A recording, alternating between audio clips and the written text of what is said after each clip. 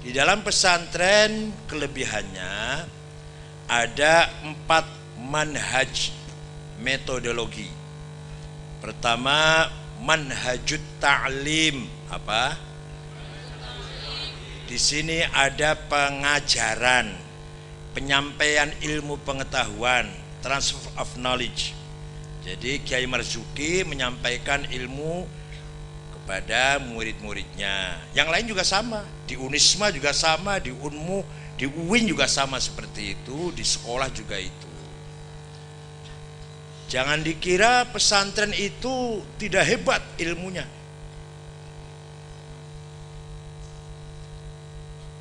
Menurut teori ilmu jiwa barat, terutama Maslow, itu ahli ilmu jiwa Yahudi, bahwa seseorang kalau sudah mencapai puncak, paling sugih, paling menang, paling ayu, paling pinter, itu akan kesepian.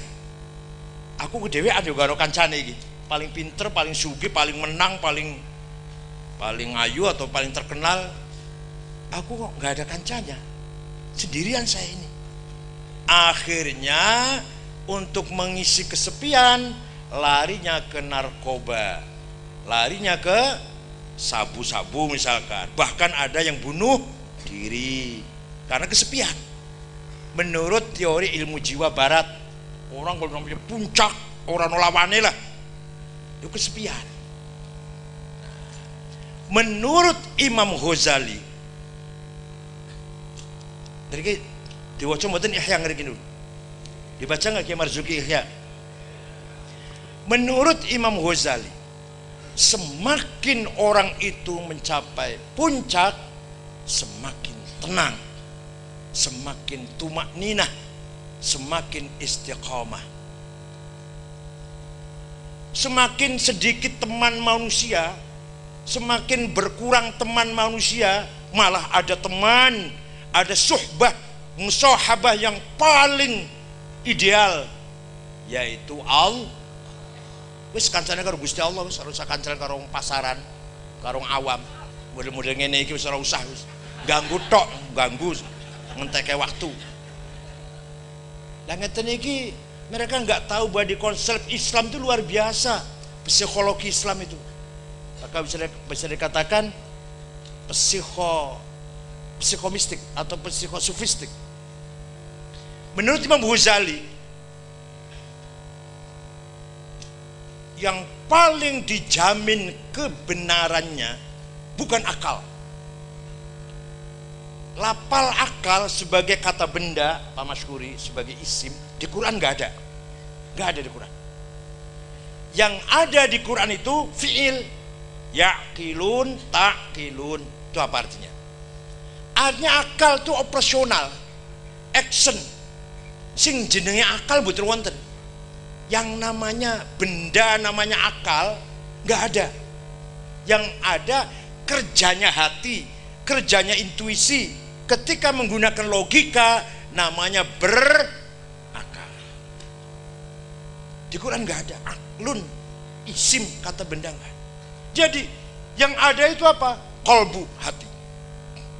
Di dalam qalb ada namanya zauq, intuisi. Intuisinya akan menerima khawatir atau khatirah, ide, lintasan ide. Khawatir ada 4. Khawatir rabbaniyah, khawatir malakutiyah, khawatir syaitoniyah, iblisiyah, khawatir nafsaniyah. Nah, kalau mulang ilmu jiwa bener meno. Khawatir rabbaniyah yang paling benar, lama-lama kalau dipelihara menjadi ilham. Ilham lama-lama menjadi ilmu laduni. Wa 'allamnahu min ladunni ilma. Langsung dari Allah ilmu itu.